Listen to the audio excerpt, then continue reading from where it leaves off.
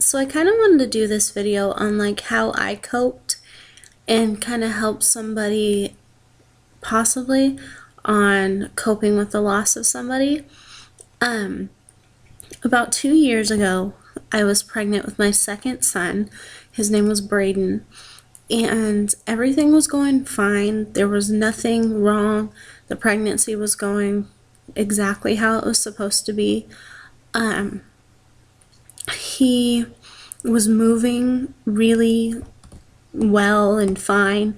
He did a lot of flips, and it wasn't so much kicking, it was a lot of flipping. So I moved to where I am now, which is about 2 hours away from where I was, and we'd lived here 5 days, and I noticed that I hadn't really felt much moving. And the first day I kind of didn't really think anything of it, because I know that babies stop that. This wasn't my first pregnancy, so I know that babies kind of calm down for a little bit. They'll have their off days where they just get tired. And with how he was moving, I'm sure he was definitely tired, because he moved a lot. So I didn't really think much of it. By the second day, we were kind of busy. We were on the go. And I kind of noticed, like, I haven't felt Brayden move. So we came home. We were where I used to live. We were there, and then we came home, and I decided to go to the hospital. When I got there, I told them that the baby wasn't moving, and they moved me right up, and I got seen right away. They tried to find his heartbeat. The nurse couldn't find it. He was always a little bit difficult to find, so it was like of course my heart dropped, because it was like, oh. But also, sorry, I'm moving this. Also, it wasn't super uncommon for me to not be able to find his heartbeat, or for somebody to not be able to find it, so I wasn't super worried until they had to go get somebody else. And another nurse came and tried to find his heartbeat. It took about 3 or 4 nurses to try to find his heartbeat, and then obviously I knew something was wrong. They couldn't find his heartbeat, so the doctor came in with an ultrasound machine, and they couldn't see anything, so he says, on the ultrasound machine. So they ordered for another ultrasound with the bigger machine that's more high-tech and can get in there and actually get everything. And with that one, there was nothing. And when she got to the heart, I saw that it was flat. There was no heartbeat at all. I was 24 weeks pregnant with him, and he was stillborn.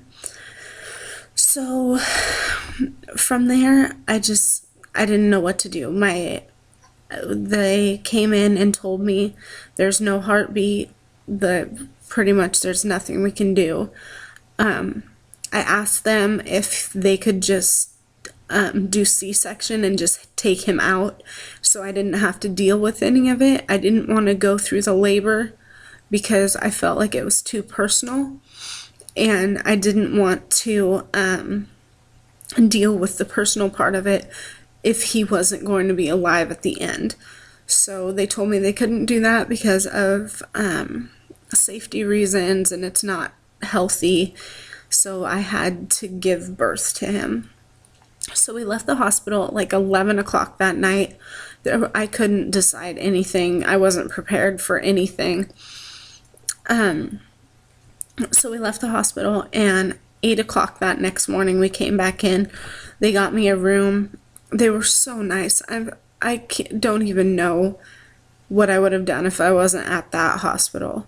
They were amazing. They made sure that I was in a room that wasn't by babies, so I didn't hear any, so I wasn't having that like in my face, which I think I would have been okay with, but they just took that into consideration anyway, which was so nice. The hospital staff was amazing. They got me through so much.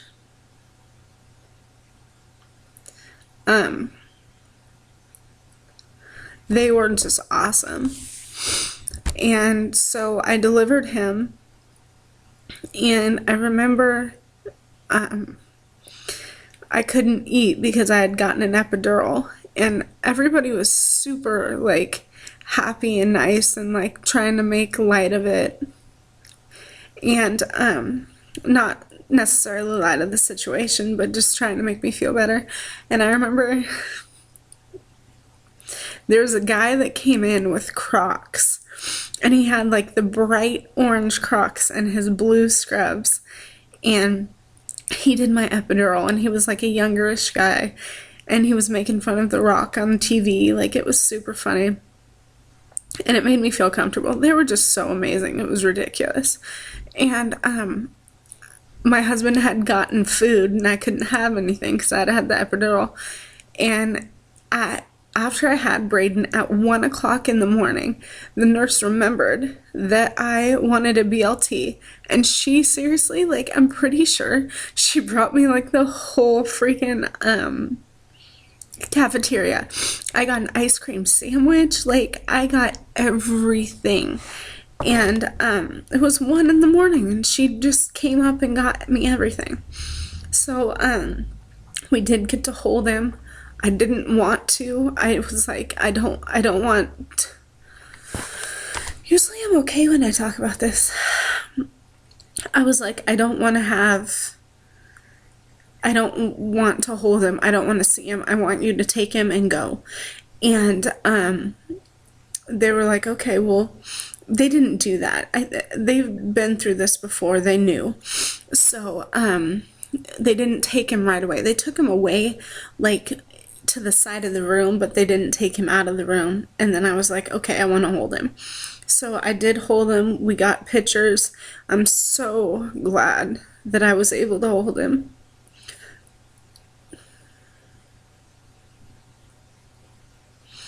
I seriously would have felt like the most horrible person ever if I wasn't able to hold him or to see him.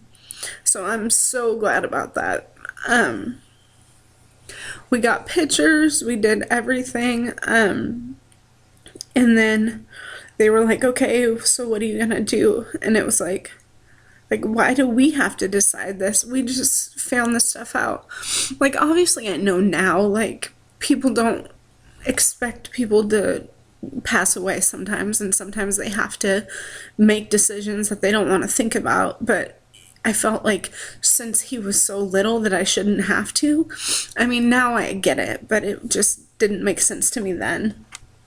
And we had him cremated, and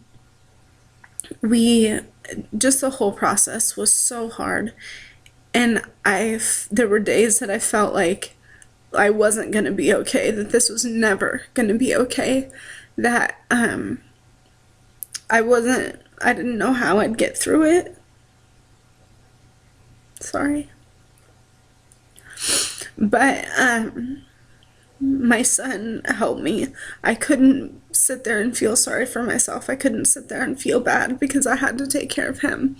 So for a couple weeks, I was an absolute wreck, would cry at anything and everything. And then I got better, and I realized that I can't be sad about this anymore.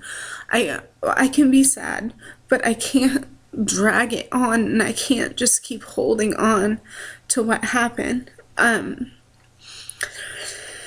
It's something I'll obviously never ever forget, but he taught me to be stronger like I didn't know I could be. And somehow I pulled through and was. And I now have a little girl, which I had wanted all along. And as horrible as it sounds, I feel like he made way for her. Because Brayden was going to be our last child. And I was okay with not having the boy, or the girl, but he somehow made that possible. You just can't dwell. I tell this story so much, and I don't even know why I'm getting like so choked up about it right now, because I'm completely healed, I guess. I'm so fine about it, but for some reason talking about it right now is just hard. But you can't dwell on it. You can't feel sorry for yourself. You can only let yourself do that for so long, and then it just becomes dangerous. They prescribed me tons of antidepressants, tons of sleeping pills. I flushed them down the toilet as soon as I got them. I wasn't going to be that person. I could deal with it on my own. I had to deal with it on my own. I didn't want to be medicated. I had to live for my son. I had life to live. Brayden is still very much a part of our life. He has a wall, if you can see. Right there. That's his wall. His ashes are up there, his pictures and everything. He's never forgotten. He will never be forgotten. But we also have to remember that we can't put him on a pedestal because he's passed away. That my kids now are doing great things, and I can't act like they're not going to live up to Brayden because Brayden didn't live. Brayden, it will always be a big part of this family, and the kids know who he is, and everybody who knows me knows who he is, and that's how it's going to be. But I can't sit there and be sorry and dwell and cry because this happened. You just can't sit there and feel sorry for yourself. You're gonna make it worse. I would love to talk to people who have been through this, who aren't handling it so well. I'd love to be the support, because honestly, right now it's hard to talk about it. I'm not sure why, but honestly, I'm so strong when it comes to it, and I didn't even know I could be, but I am so strong when it comes to dealing with it. It's something that I've realized that I have to deal with, and it's okay to be upset sometimes, and it's okay to have my moments where I want to break down, but it can't be constant, and it can't drag on. You have to live your life. If you guys have any questions, anything like that, just let me know, please. I will definitely get back to you. If I could help you with anything, then I definitely will. Other than that, I will talk to you guys later. Thank you for listening to my story, and I will see you later. Bye.